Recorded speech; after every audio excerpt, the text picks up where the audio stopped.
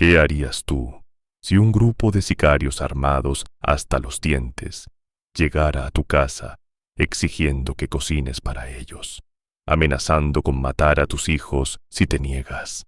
Esta es la pregunta que tuvo que responder una humilde cocinera de Tamaulipas, una mujer cuyo nombre real permanece oculto por razones de seguridad, pero cuya historia ha trascendido las fronteras de México como un ejemplo de valentía maternal llevada hasta las últimas consecuencias. Lo que estás a punto de escuchar no es ficción, no es una película de Hollywood, es la realidad cruda y despiadada que viven miles de familias en las zonas controladas por el crimen organizado en México. Y te adelanto algo: el final de esta historia te dejará sin palabras, porque lo que esta mujer hizo para proteger a sus hijos desafía toda lógica y todo instinto de supervivencia. Quédate hasta el final, porque vas a descubrir cómo una simple cocinera logró hacer lo que ni el ejército ni la policía habían podido: enfrentar al temido Cártel Jalisco Nueva Generación y vivir para contarlo.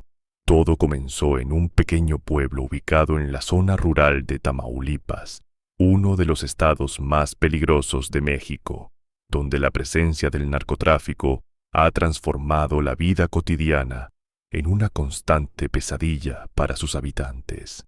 En este lugar, donde las calles de terracería se pierden entre la vegetación seca y los cerros que sirven de escondite para los grupos criminales, vivía una mujer de 47 años, conocida en su comunidad simplemente como Doña María. Este nombre, por supuesto, no es el verdadero, ya que revelar su identidad significaría firmar su sentencia de muerte y la de toda su familia. Doña María era una mujer de estatura baja, con las manos curtidas por décadas de trabajo en la cocina y el campo. Su rostro mostraba las arrugas propias de quien ha vivido bajo el sol inclemente del norte de México, pero sus ojos conservaban una chispa de determinación que muchos confundían con simple resignación. Había enviudado hacía 15 años, cuando su esposo murió en un accidente de trabajo en una de las maquiladoras de la frontera, dejándola sola con 3 hijos pequeños que criar. Desde entonces había sacado adelante a su familia con su único talento: cocinar.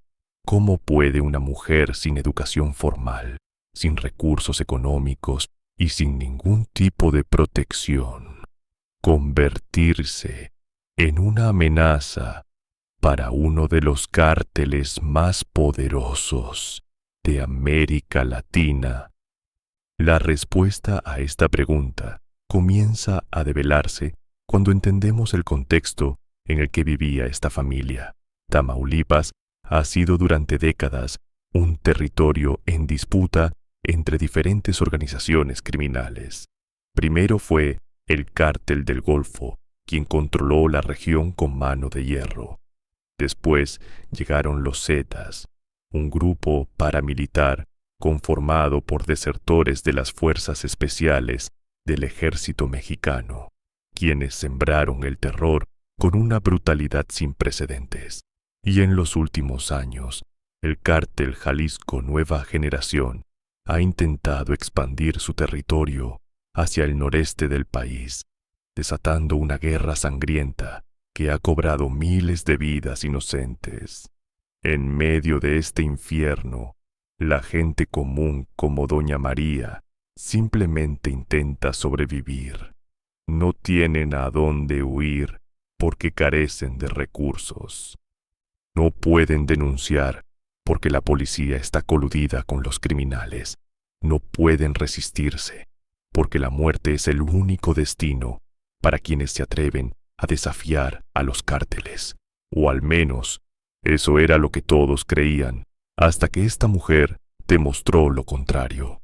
La reputación de Doña María como cocinera se había extendido por toda la región a lo largo de los años. Sus tamales eran legendarios. Su cabrito al horno hacía que la gente viajara desde pueblos vecinos solo para probarlo. Y su mole tenía un sabor que muchos juraban era casi mágico. Los domingos, su pequeña casa se convertía en un improvisado restaurante, donde los vecinos llegaban a disfrutar de sus platillos a cambio de unos cuantos pesos. Era una vida humilde pero honesta, una vida que le permitía mantener a sus 3 hijos y soñar con un futuro mejor para ellos. Su hijo mayor, a quien llamaremos Carlos, tenía 23 años y trabajaba como mecánico en un taller del pueblo vecino. El segundo, Luis, de 19 años, estudiaba para técnico agrícola en una escuela a 2 horas de distancia. Y la menor, Rosa, de 16 años, todavía asistía a la preparatoria y soñaba con convertirse en enfermera. Estos 3 jóvenes eran todo el mundo de doña María, la razón por la que se levantaba cada madrugada a preparar masa para los tamales, la motivación que la mantenía en pie a pesar del cansancio y las dificultades. ¿Qué eventos llevaron a que el destino de esta familia se cruzara con el del cártel más violento de México? Para entender esto, debemos remontarnos 6 meses antes de la noche que cambiaría todo para siempre. Era marzo cuando los primeros rumores comenzaron a circular por el pueblo. Se decía que un nuevo grupo había llegado a la zona, que andaban buscando casas donde establecer puntos de vigilancia, que estaban reclutando jóvenes a la fuerza. Los habitantes más viejos reconocían las señales. Era el preludio de una toma de territorio. Habían visto lo mismo cuando llegaron los Zetas años atrás, y sabían que lo peor estaba por venir. Las primeras camionetas con vidrios polarizados comenzaron a circular por las calles polvorientas del pueblo. Hombres jóvenes con tatuajes y miradas vacías se instalaron en la cantina del pueblo, consumiendo alcohol y exhibiendo sus armas como símbolos de poder. Nadie se atrevía a mirarlos directamente a los ojos. Nadie cuestionaba su presencia. Todos fingían que no existían, mientras rezaban en silencio para no convertirse en sus próximas víctimas. Doña María observaba todo esto con un nudo en el estómago. Cada noche, antes de dormir, revisaba que sus hijos estuvieran seguros en sus habitaciones y les hacía prometer que evitarían cualquier contacto con los recién llegados. Les prohibió salir de noche, les pidió que dejaran de frecuentar la plaza del pueblo, les rogó que pasaran desapercibidos. Pero en un lugar tan pequeño, donde todos se conocen y donde los secretos son imposibles de guardar, pasar desapercibido era más un deseo que una posibilidad real.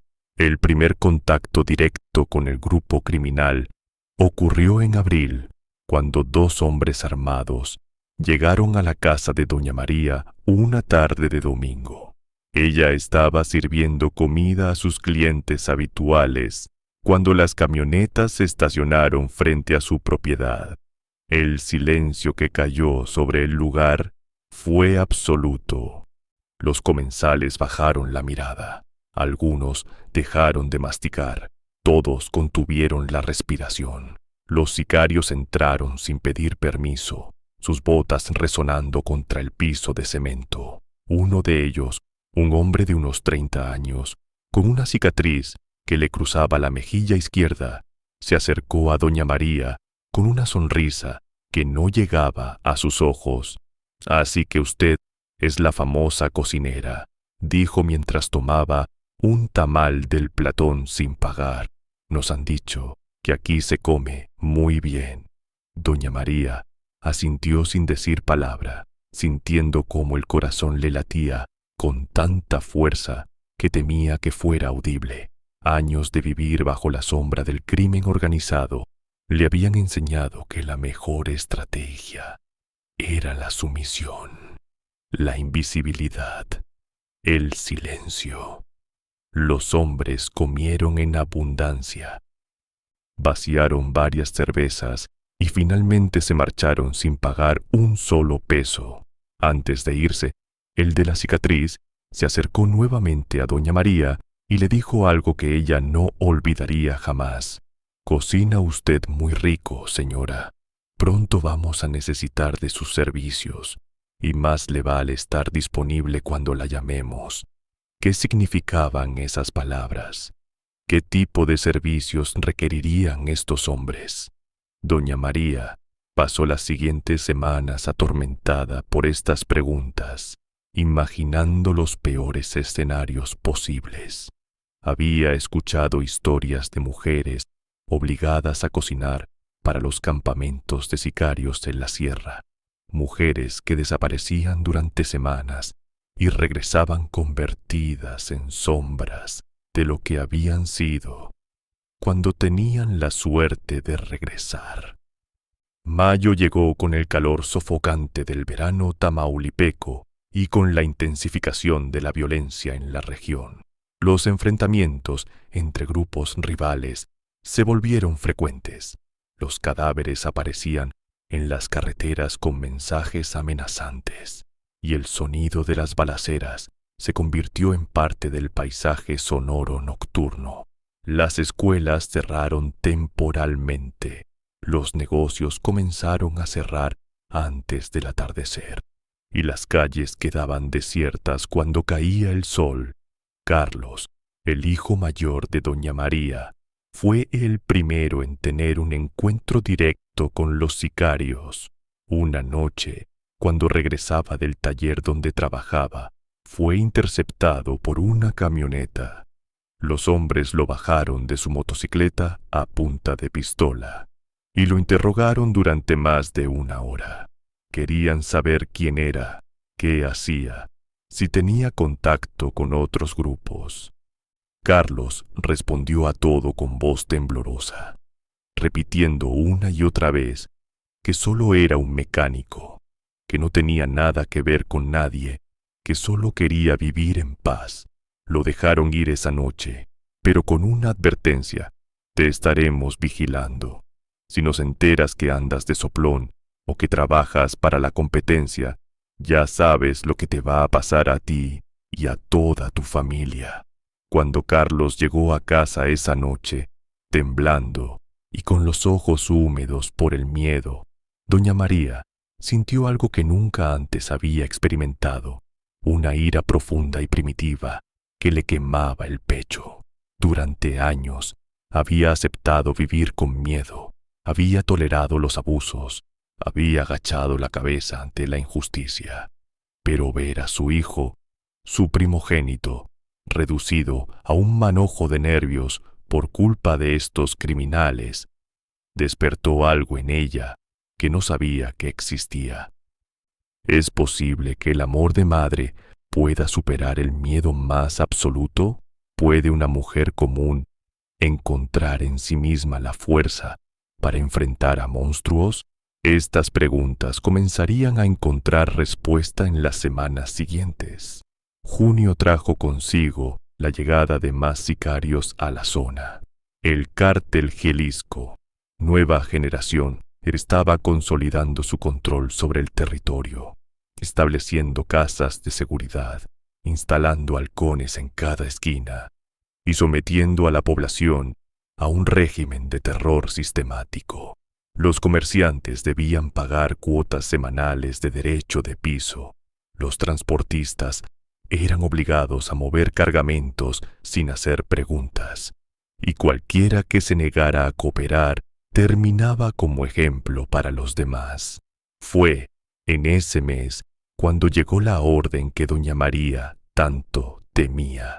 Una mañana, antes del amanecer, varios vehículos se estacionaron frente a su casa. Los golpes en la puerta despertaron a toda la familia, y cuando doña María abrió, se encontró cara a cara con casi una docena de hombres armados. «Recoja sus cosas», Le ordenó uno de ellos sin preámbulos. Nos va a acompañar. Necesitamos una cocinera para nuestro campamento. Doña María intentó negociar. Explicó que tenía hijos que dependían de ella, que no podía abandonar su casa, que haría lo que le pidieran, pero desde ahí. El hombre, que parecía estar al mando, la miró con una mezcla de irritación y desprecio. No me está entendiendo, señora. Esto no es una invitación, es una orden. Si no viene por las buenas, vendrá por las malas. Y no querrá que tengamos que convencerla de otra forma. Mientras este intercambio ocurría, Carlos, Luis y Rosa observaban desde la puerta de sus habitaciones, paralizados por el terror. La escena se quedó grabada en la memoria de doña María, sus 3 hijos mirándola con ojos suplicantes, esperando que ella los protegiera de alguna manera, confiando en que ella encontraría una solución como siempre lo había hecho. Fue Rosa quien cometió el error que desencadenaría todo lo que vendría después. La joven de 16 años, en un impulso de valentía adolescente, gritó a los sicarios que dejaran en paz a su madre, que eran unos cobardes que solo sabían abusar de las mujeres. El silencio que siguió fue más aterrador que cualquier grito. El comandante caminó lentamente hacia Rosa.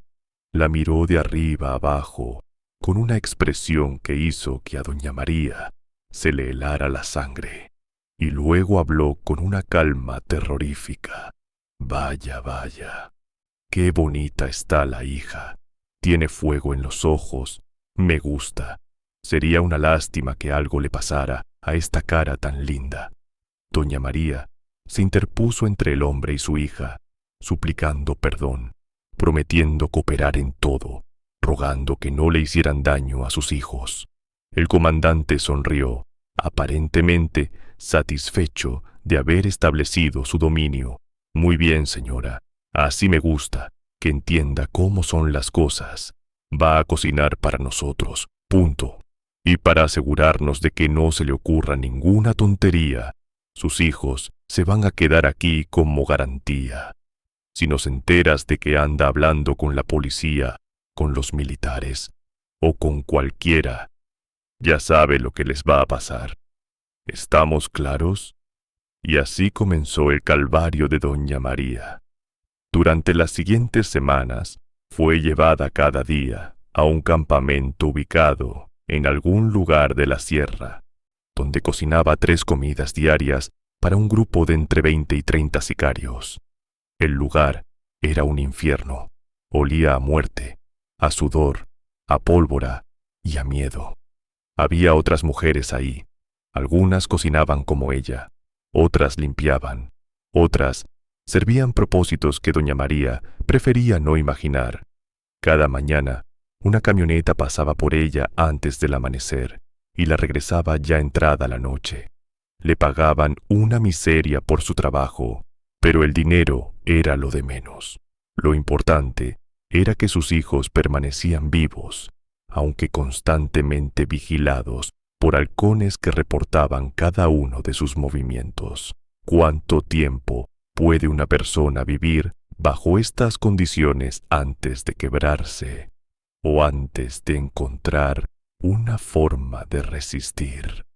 Doña María estaba a punto de descubrirlo. Durante aquellas semanas en el campamento, la cocinera observaba todo con ojos que aparentaban ser sumisos, pero que en realidad registraban cada detalle. Aprendió los nombres de los sicarios, sus rutinas, sus debilidades. Notó quiénes eran los líderes y quiénes eran simples peones.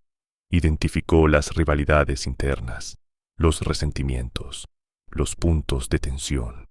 Y sobre todo, prestó atención a lo que comían, cuánto comían y cuándo lo hacían. El campamento estaba ubicado en una zona remota, a varias horas del pueblo más cercano.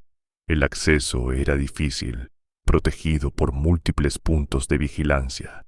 y accesible solo a través de caminos de terracería que atravesaban el monte. Era, en esencia, una fortaleza natural que les daba a los sicarios una sensación de invulnerabilidad.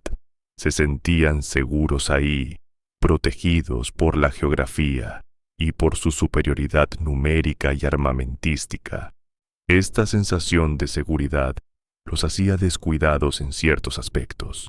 Bebían en exceso por las noches, consumían drogas abiertamente y trataban a las mujeres del campamento como si fueran muebles, invisibles cuando no las necesitaban, útiles cuando requerían algo de ellas. Nadie sospechaba que la silenciosa cocinera que preparaba sus alimentos estaba librando su propia guerra interna, una batalla entre el instinto de supervivencia y un deseo creciente de venganza. El punto de inflexión llegó en julio, aproximadamente 6 semanas después de que doña María comenzara a trabajar en el campamento. Una tarde, mientras preparaba la cena, escuchó una conversación entre 2 sicarios que la dejó sin aliento. El comandante ya decidió qué vamos a hacer con la familia de la cocinera, dijo uno de ellos mientras fumaba un cigarro cerca de la cocina improvisada. ¿Ah, sí? ¿Y qué dice? Respondió el otro. Dice que la vieja ya cumplió su tiempo útil. Podemos conseguir otra cocinera en cualquier pueblo. Pero la hija, la chavita de 16, esa sí tiene valor. El jefe la quiere para la próxima fiesta. Y a los 2 cabrones de los hermanos los vamos a reclutar a huevo. Si no quieren trabajar con nosotros, pues ya saben, al pozo. El mundo de doña María se detuvo en ese instante. No era solo que planeaban violar a su hija y forzar a sus hijos a convertirse en criminales. Era que después de todo lo que había soportado, después de todas las humillaciones, después de toda la sumisión, iban a destruir a su familia de todas formas. La cooperación no había servido de nada. La obediencia no los había protegido. Esa noche, mientras era transportada de regreso a su casa, doña María tomó una decisión que cambiaría el curso de su vida.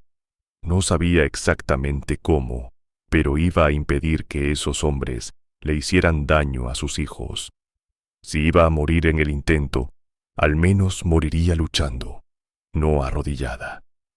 Los días siguientes fueron los más intensos de su vida. Durante las horas que pasaba en el campamento, continuó con su papel de cocinera sumisa, pero su mente trabajaba febrilmente en un plan. Recordó todo lo que sabía sobre plantas, remedios caseros y venenos naturales. Su abuela había sido curandera en el pueblo, y de ella había heredado conocimientos que nunca pensó que utilizaría de esta manera.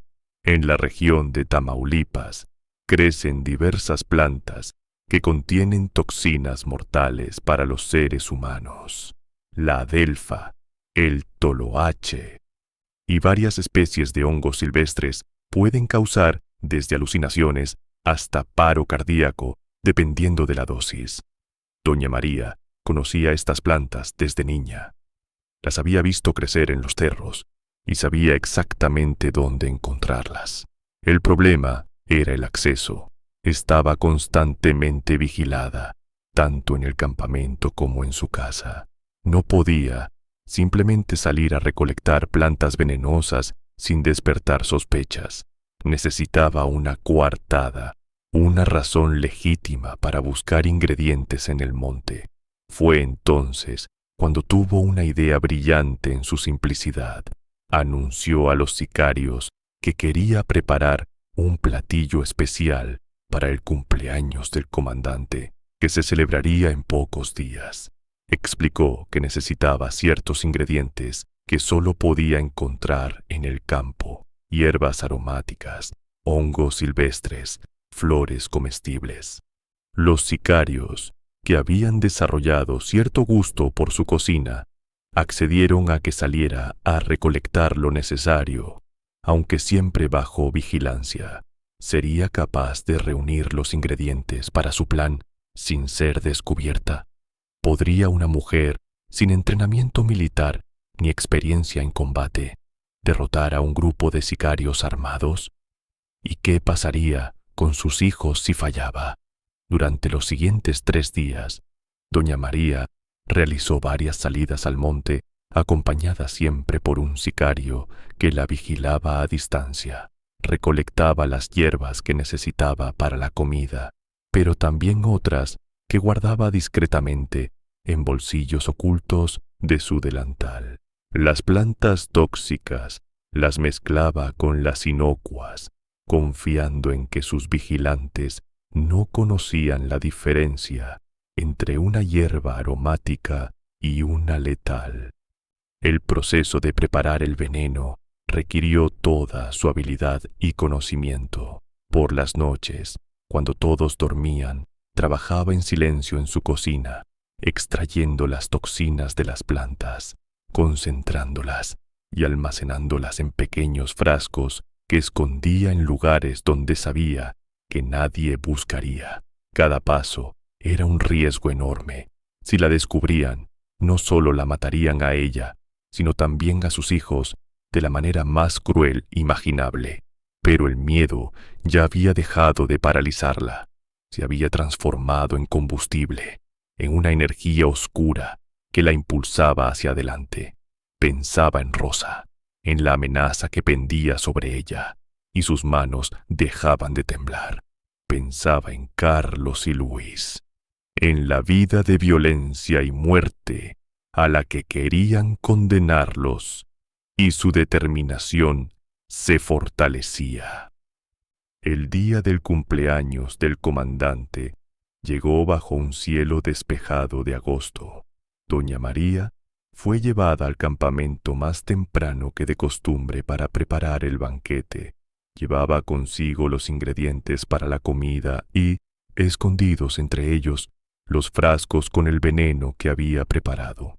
El menú del día incluía cabrito al horno, arroz rojo, frijoles charros, tortillas hechas a mano y, para el postre, un pastel de 3 leches que era su especialidad. Cada platillo fue preparado con el cuidado meticuloso de siempre, pero en varios de ellos, doña María incorporó ingredientes adicionales que no figuraban en ninguna receta tradicional. El reto más grande era calcular las dosis. Quería que el efecto fuera lo suficientemente poderoso como para neutralizar a los sicarios, pero lo suficientemente retardado como para darle tiempo de escapar antes de que comenzaran los síntomas. Sus conocimientos de herbolaria tradicional le indicaban que tenía una ventana de aproximadamente 40 minutos a 1 hora entre la ingesta y los primeros efectos graves. ¿Funcionaría el plan? ¿Había calculado correctamente las proporciones? ¿Podría salir del campamento antes de que alguien sospechara? La celebración comenzó al atardecer. Los sicarios se reunieron alrededor de largas mesas improvisadas con tablones de madera, bebiendo tequila y cerveza mientras esperaban la comida. El comandante, un hombre corpulento de unos 40 años con varios dientes de oro, presidía la mesa principal, rodeado de sus lugartenientes. La música norteña resonaba desde altavoces conectados a un generador, y el ambiente era de fiesta macabra, celebrando con exceso, mientras afuera el mundo vivía con miedo. Doña María sirvió los platillos con sus propias manos, asegurándose de que todos comieran abundantemente. Llenó platos, sirvió repeticiones, insistió en que probaran cada uno de los guisados que había preparado con tanto esmero. Los sicarios comían con voracidad, sin sospechar nada, alabando el sabor de la comida y burlándose de la cocinera que los atendía con aparente servilismo. «Esta vieja sí sabe cocinar», comentó uno de ellos con la boca llena. «Casi da lástima lo que le va a pasar a su familia». Las risas que siguieron al comentario fueron como cuchillos en el corazón de doña María, pero mantuvo su expresión impasible. «Solo unas horas más», se repetía mentalmente. «Solo unas horas más». Cuando todos habían comido hasta saciarse, doña María pidió permiso para retirarse temprano, argumentando que se sentía mal del estómago. El comandante, de buen humor por el alcohol y la celebración, le concedió el permiso con un gesto despectivo. Uno de los sicarios más jóvenes recibió la orden de llevarla de vuelta a su casa. El viaje de regreso fue el más largo de su vida. Cada kilómetro que avanzaban era un kilómetro más cerca de la libertad, pero también un kilómetro más cerca del momento en que todo podría salir mal. El sicario que conducía era uno de los más jóvenes del grupo, apenas un muchacho de 20 y tantos años que se había unido al cártel probablemente por las mismas razones que amenazaban ahora a Carlos y Luis. La falta de opciones, la pobreza, la presión. Cuando llegaron a su casa, doña María le agradeció al conductor con la misma sumisión de siempre y entró a su hogar. Sus hijos estaban ahí, esperándola como cada noche, sin saber que esta noche era diferente a todas las anteriores. «Tienen que empacar lo esencial», les dijo con una urgencia que nunca antes habían escuchado en su voz. «Solo lo que puedan cargar. Nos vamos esta noche». Carlos, Luis y Rosa la miraron con confusión y temor. ¿Irse? ¿A dónde? ¿Y los sicarios que los vigilaban? Doña María no tenía tiempo para explicaciones detalladas. Solo les dijo que confiaran en ella, que hicieran lo que les decía sin preguntar y que si la amaban, obedecieran sin protestar. En menos de 20 minutos, la familia había reunido documentos de identidad, algo de ropa, todo el dinero que tenían ahorrado y unos cuantos objetos de valor sentimental que no podían dejar atrás. Doña María sabía que tenían que moverse rápido. Los efectos del veneno comenzarían pronto, y cuando eso pasara, el caos se desataría. Salieron de la casa por la puerta trasera, atravesando el solar donde doña María cultivaba sus hierbas, y se internaron en la oscuridad del monte. Conocía esos caminos mejor que nadie. Los había recorrido toda su vida recolectando plantas para su cocina y remedios para los vecinos. En la oscuridad de la noche, guiada solo por la luna y su memoria, condujo a sus hijos por senderos que los vehículos no podían transitar. Caminaron durante horas, en silencio, escuchando a cada momento cualquier sonido que pudiera indicar persecución. Los pies les sangraban, la sed los atormentaba, pero nadie se quejó. Todos entendían, aunque no supieran los detalles, que estaban huyendo por sus vidas. Mientras tanto, en el campamento, la fiesta continuaba su curso, hasta que los primeros síntomas comenzaron a manifestarse. Fue el comandante quien empezó a sentirse mal primero, probablemente porque había comido más que nadie, devorando plato tras plato del banquete preparado en su honor.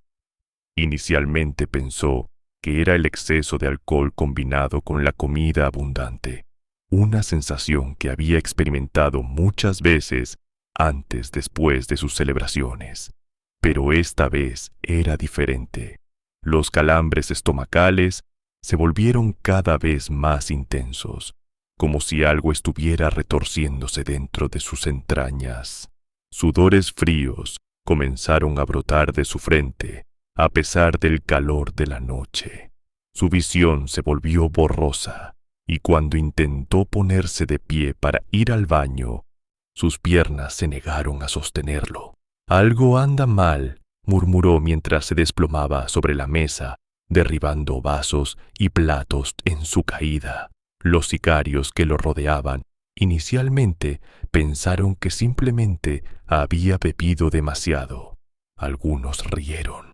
Otros intentaron ayudarlo a incorporarse, pero entonces, uno a uno, comenzaron a experimentar los mismos síntomas. Primero fueron los dolores abdominales, luego las náuseas violentas, después los vómitos incontrolables. En cuestión de minutos, la escena de fiesta se transformó en una escena de horror.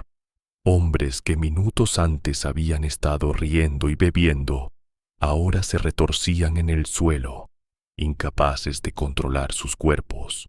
Algunos intentaban arrastrarse hacia sus vehículos, pensando quizás en escapar hacia algún hospital, pero sus extremidades no respondían. Otros gritaban pidiendo ayuda, pero ¿a quién podían llamar?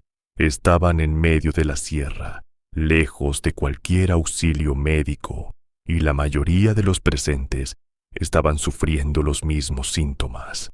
¿Había calculado doña María correctamente el poder de su venganza? ¿Cuántos de aquellos hombres sobrevivirían la noche? Las toxinas que había utilizado atacaban múltiples sistemas del cuerpo humano. Algunas afectaban el sistema nervioso, causando parálisis y convulsiones.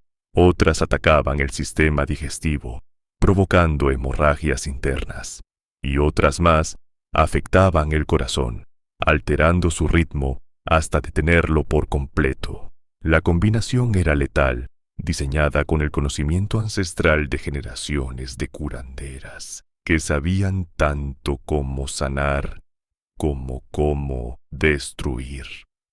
Los pocos sicarios que no habían comido suficiente cantidad del banquete envenenado intentaron organizar algún tipo de respuesta. Subieron a los heridos más graves a las camionetas, encendieron los motores y emprendieron el camino hacia el pueblo más cercano.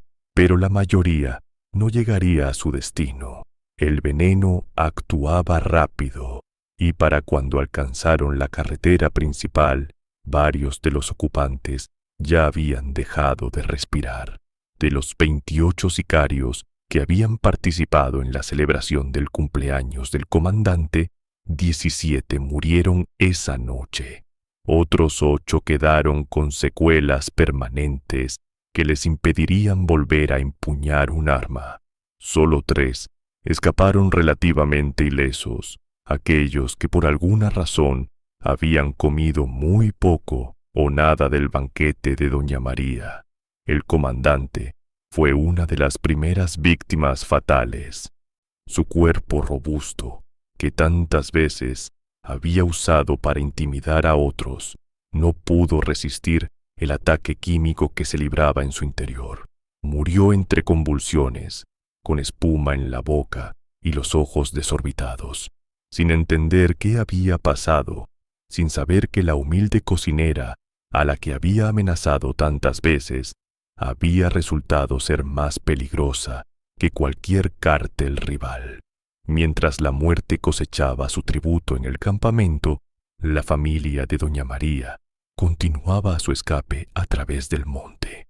Habían caminado durante más de 4 horas cuando finalmente se permitieron un breve descanso. Los pies de Rosa estaban cubiertos de ampollas. Luis cojeaba por una torcedura de tobillo y Carlos cargaba sobre sus hombros la mochila más pesada sin quejarse.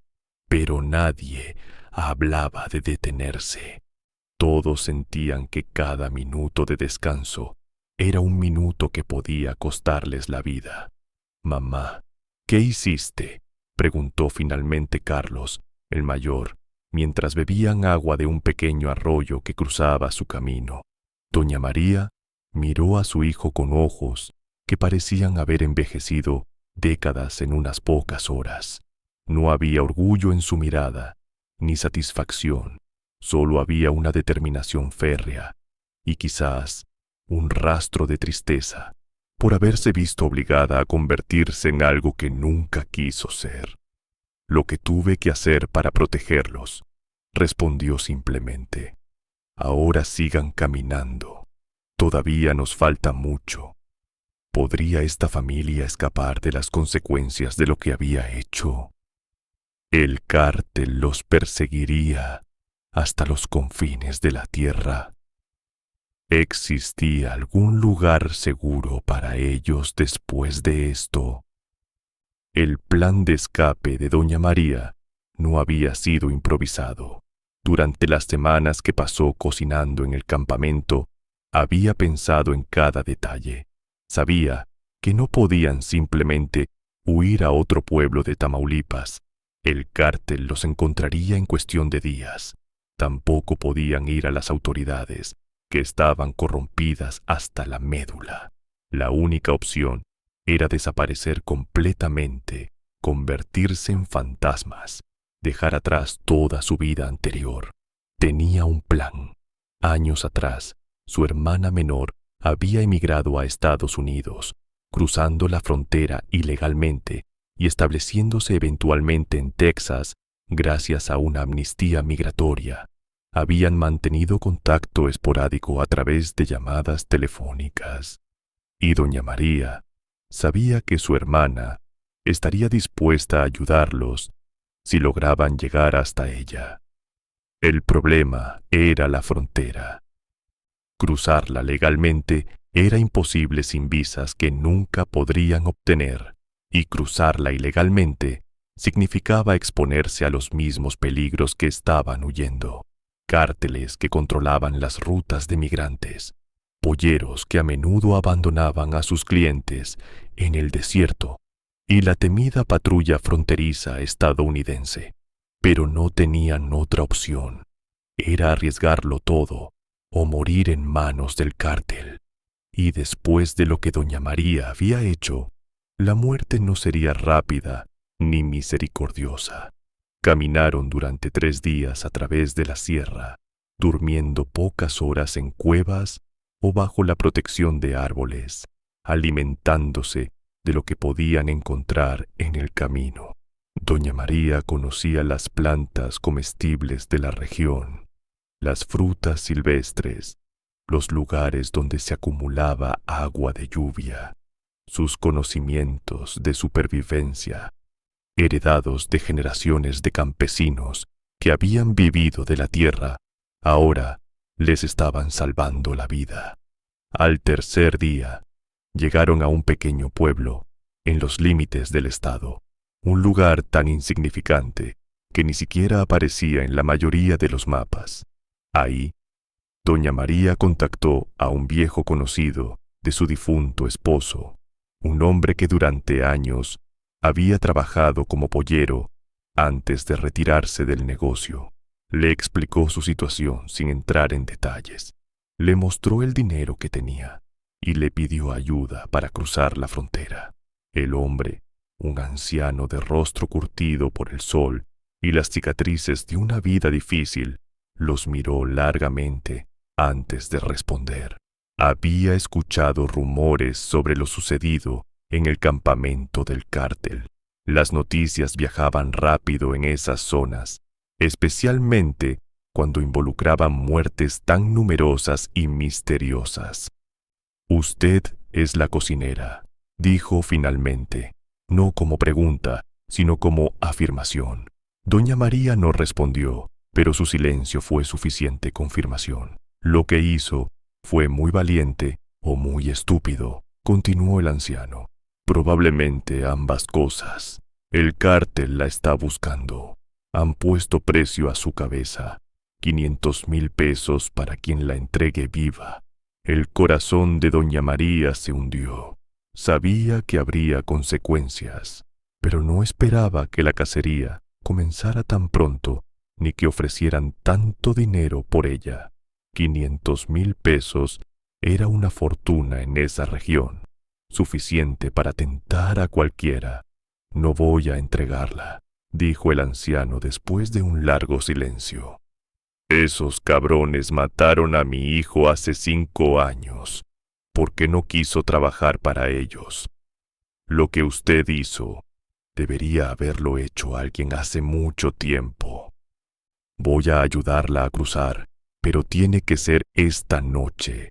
Cada hora que pase aquí, aumenta el peligro para todos. ¿Lograrían cruzar la frontera antes de que el cártel los alcanzara?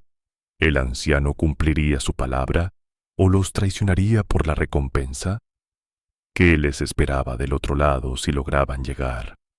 Esa noche, bajo un cielo sin luna que parecía conspirar a su favor, la familia emprendió la última etapa de su escape.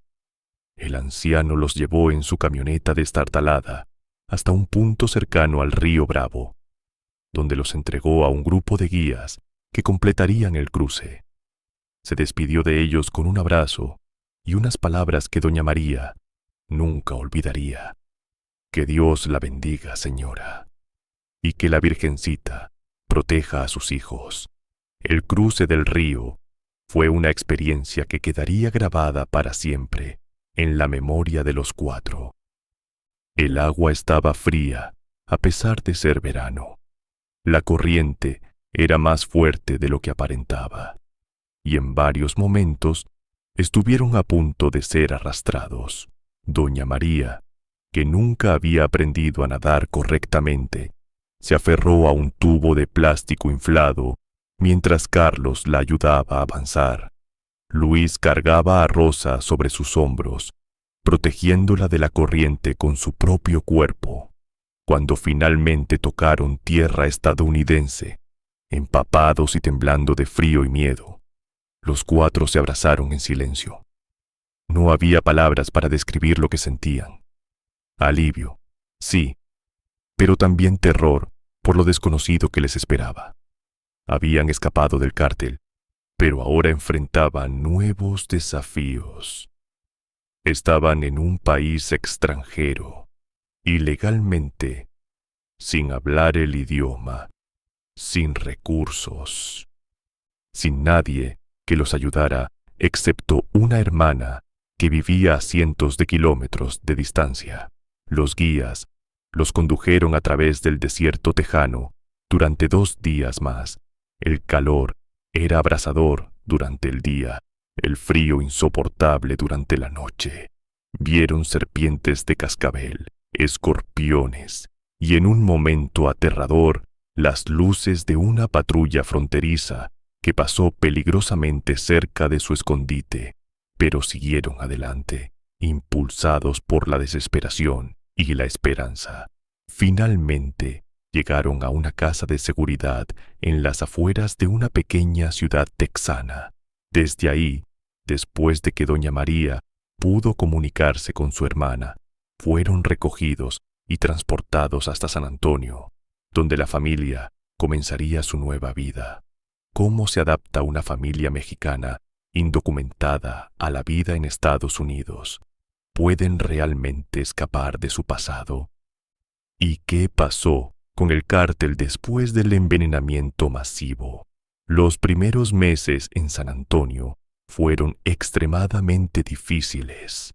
La hermana de doña María, a quien llamaremos Elena, los recibió en su pequeño apartamento de 2 habitaciones, donde ya vivían ella, su esposo y sus 3 hijos. De la noche a la mañana, el espacio diseñado para 5 personas tuvo que acomodar a 9. Pero Elena no dudó ni un momento en ayudar. Ella también había huido de la violencia en México años atrás, aunque su escape había sido menos dramático. Entendía el terror que su hermana había vivido, y aunque nunca le preguntó directamente qué había hecho para provocar la ira del cártel, algo en los ojos de doña María le decía que era mejor no saber. Carlos, el hijo mayor, fue el primero en encontrar trabajo. Su experiencia como mecánico era valiosa incluso sin documentos, y pronto comenzó a trabajar en un taller de la comunidad latina donde nadie hacía preguntas sobre estatus migratorio. Luis, después de algunos meses, consiguió empleo en una construcción donde aprendió oficios que nunca había imaginado practicar, y Rosa, la menor, fue inscrita en una escuela secundaria local donde, a pesar de la barrera del idioma, demostró una inteligencia y determinación que impresionó a sus maestros. Doña María, por su parte, hizo lo que mejor sabía hacer: cocinar.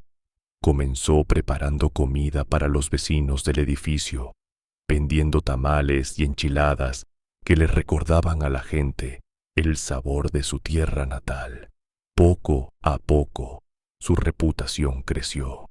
Los domingos, su pequeño apartamento se llenaba de clientes hambrientos de auténtica comida mexicana, exactamente como había sido en su pueblo de Tamaulipas, solo que ahora nadie venía a amenazarla con armas, ni a exigir que trabajara gratis. Pasaron los meses y luego los años. La familia se asentó, aprendió inglés, se adaptó a las costumbres estadounidenses sin perder su identidad mexicana. Carlos se casó con una mujer salvadoreña que conoció en la iglesia. Luis obtuvo una certificación como electricista y comenzó a ganar un buen sueldo. Rosa, cumpliendo su sueño de infancia, fue aceptada en un programa de enfermería de una universidad comunitaria gracias a una beca para estudiantes de bajos recursos. Y doña María, ella eventualmente abrió su propio restaurante, un pequeño local en el centro de San Antonio, que bautizó con el nombre de La Cocina de María. El lugar se convirtió en un punto de referencia para la comunidad latina de la zona, un lugar donde se podía encontrar el auténtico sabor del norte de México, preparado con amor y con ingredientes frescos, todos perfectamente inofensivos. Pero las noches eran diferentes. Cuando el restaurante cerraba y doña María regresaba a su casa, los fantasmas del pasado venían a visitarla. Soñaba con los rostros de los hombres que había matado, con sus gritos de agonía, con la espuma que brotaba de sus bocas.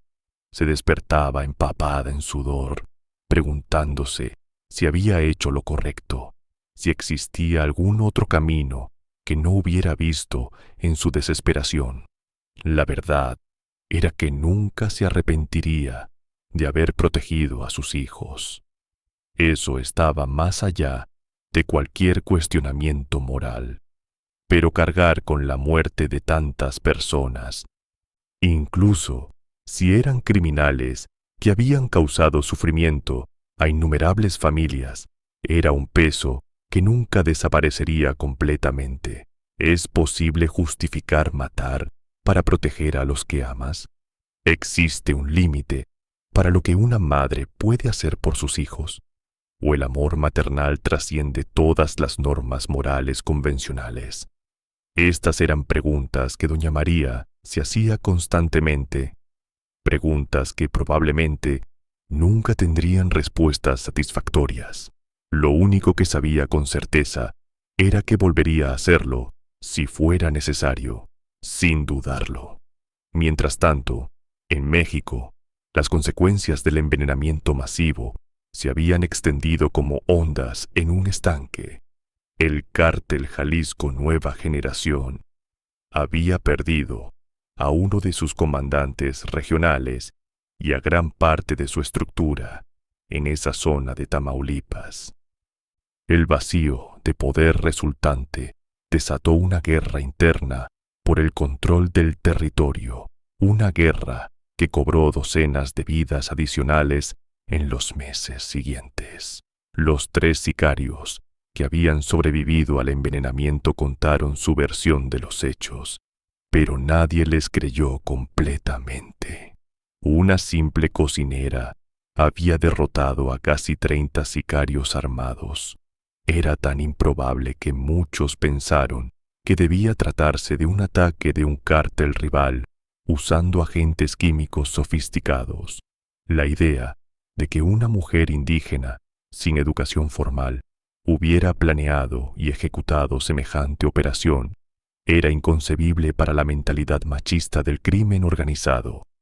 Pero algunos sabían la verdad, y esos algunos pusieron precio a la cabeza de doña María, ofreciendo inicialmente 500,000 pesos, luego 1,000,000, y eventualmente la suma quedó abierta, lo que fuera necesario para encontrar a la cocinera que había humillado al cártel más poderoso de México. Buscaron por todo Tamaulipas, interrogando a vecinos, familiares, conocidos. Torturaron a quienes pensaban que podían tener información. Mataron a algunos como advertencia para otros. Pero nadie sabía dónde estaba la familia. Habían desaparecido completamente, tragados por la inmensidad del continente. Algunos rumores decían que habían huido a Estados Unidos. Otros afirmaban que se habían escondido en alguna comunidad indígena de la sierra. Hubo incluso quien juró haberlos visto en Guatemala o en algún país centroamericano. El cártel siguió cada pista, envió sicarios a cada ubicación posible, pero nunca encontraron rastro de doña María ni de sus hijos. Con el tiempo, otras prioridades ocuparon la atención del cártel: nuevos territorios que conquistar, nuevos enemigos que eliminar, nuevos negocios que establecer. La búsqueda de la cocinera se volvió menos urgente, aunque nunca fue oficialmente abandonada. En algún lugar de los archivos del crimen organizado, su foto seguía circulando. Su nombre seguía apareciendo en listas de pendientes.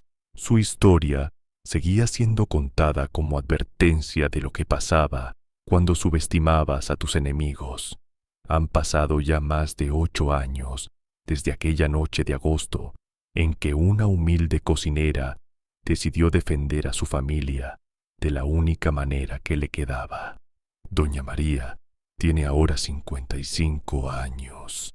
Su cabello está completamente canoso y las arrugas de su rostro se han profundizado. Pero sus ojos siguen brillando con la misma determinación que la llevó a cometer un acto que muchos calificarían de locura y otros de heroísmo. Su restaurante sigue funcionando, atendido ahora principalmente por sus hijos y nueras, mientras ella se ha retirado parcialmente para cuidar de sus 4 nietos.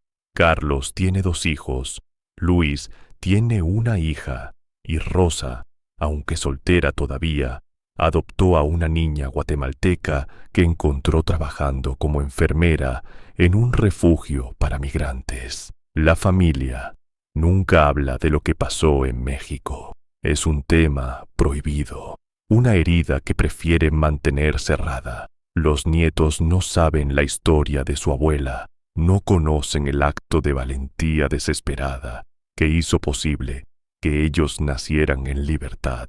Quizás algún día, cuando sean mayores, se les contará la verdad, o quizás el secreto morirá con doña María, enterrado junto con los fantasmas que todavía la visitan por las noches. ¿Fue doña María una heroína o una asesina, un ejemplo de amor maternal llevado al extremo, o una criminal que tomó la justicia en sus propias manos? La respuesta probablemente depende de quién la juzgue y desde qué perspectiva moral lo haga. Lo que es innegable es que su historia representa algo más grande que ella misma. Es la historia de miles de familias mexicanas atrapadas entre la violencia del crimen organizado y la impotencia del Estado. Es el testimonio de lo que sucede cuando la gente común es abandonada a su suerte, cuando las instituciones fallan completamente en su deber de proteger a los ciudadanos, cuando la única opción que queda es luchar o morir. Doña María eligió luchar y contra todo pronóstico ganó. Su victoria no cambió la situación en México. Los cárteles siguen operando. La violencia continúa. Miles de familias siguen viviendo el mismo terror que ella vivió, pero para ella, para sus hijos, para sus nietos, esa noche de agosto cambió todo. Les dio una segunda oportunidad, una nueva vida, un futuro que no habría sido posible si ella no hubiera tenido el coraje de hacer lo impensable. Hay quienes dicen que la violencia nunca es la respuesta, y en un mundo ideal tendrían razón. Pero doña María no vivía en un mundo ideal, vivía en un mundo donde los monstruos eran reales, donde los depredadores llevaban armas automáticas en lugar de colmillos, y donde las únicas opciones eran ser víctima o ser verdugo. Ella eligió ser verdugo para no ver a sus hijos convertidos en víctimas. Y esa elección, por terrible que fuera, fue un acto de amor. El amor más puro y más oscuro que puede existir. El amor de una madre que haría literalmente cualquier cosa para proteger a sus hijos.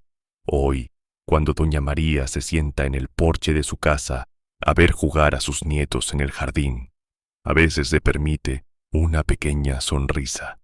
No porque esté orgullosa de lo que hizo, sino porque está agradecida de estar ahí, de poder ver crecer a esos niños, de poder abrazarlos y besarlos cada día.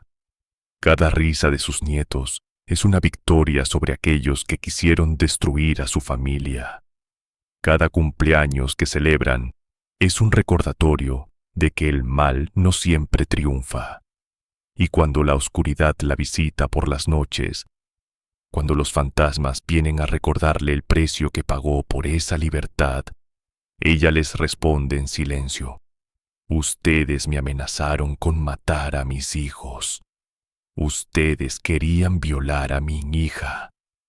Ustedes iban a convertir a mis hijos en asesinos. ¿Qué esperaban que hiciera? ¿Que me quedara de brazos cruzados? Los fantasmas nunca responden. Solo la miran con sus ojos vacíos y eventualmente se desvanecen con la luz del amanecer. Y doña María se levanta, prepara el desayuno para su familia y continúa viviendo, porque eso es lo que ella siempre ha hecho: sobrevivir, resistir, proteger. Esta es la historia de una mujer común que hizo algo extraordinario.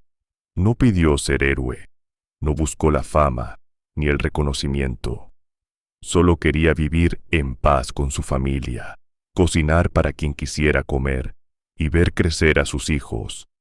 Pero cuando el destino la puso frente a una decisión imposible, encontró dentro de sí una fuerza que no sabía que poseía.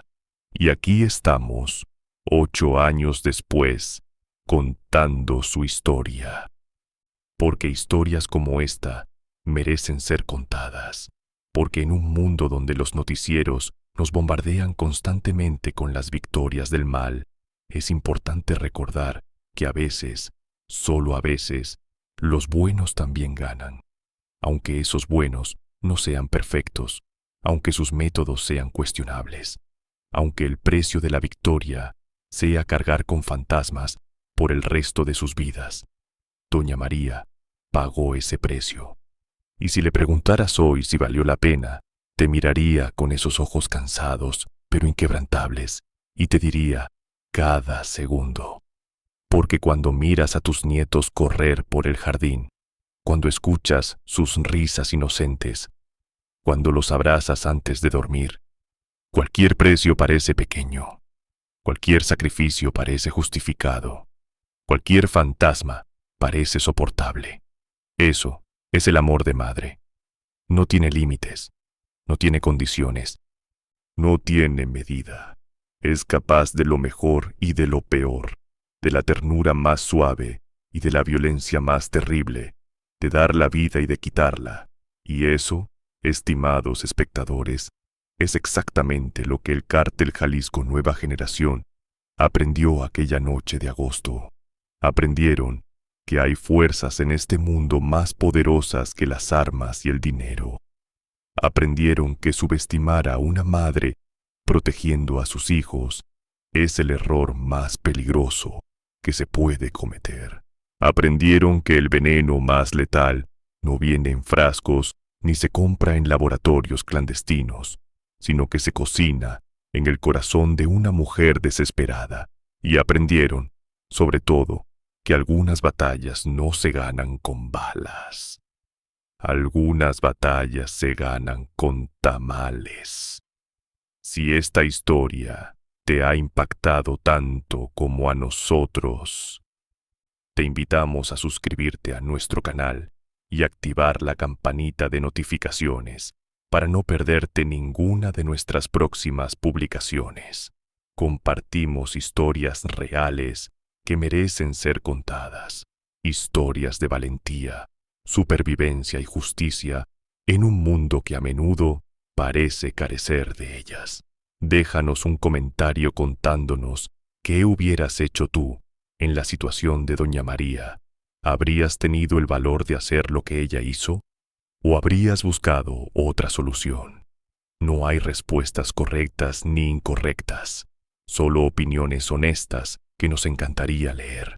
Dale like a este video si crees que historias como esta merecen ser difundidas. Cada like nos ayuda a llegar a más personas y a seguir trayendo contenido de calidad sobre los casos más impactantes de nuestra realidad latinoamericana. Y comparte este video con alguien que necesite escuchar esta historia, porque a veces, en los momentos más oscuros, lo que más necesitamos es saber que otros han atravesado la oscuridad y han salido victoriosos. Gracias por acompañarnos hasta el final. Nos vemos en el próximo video.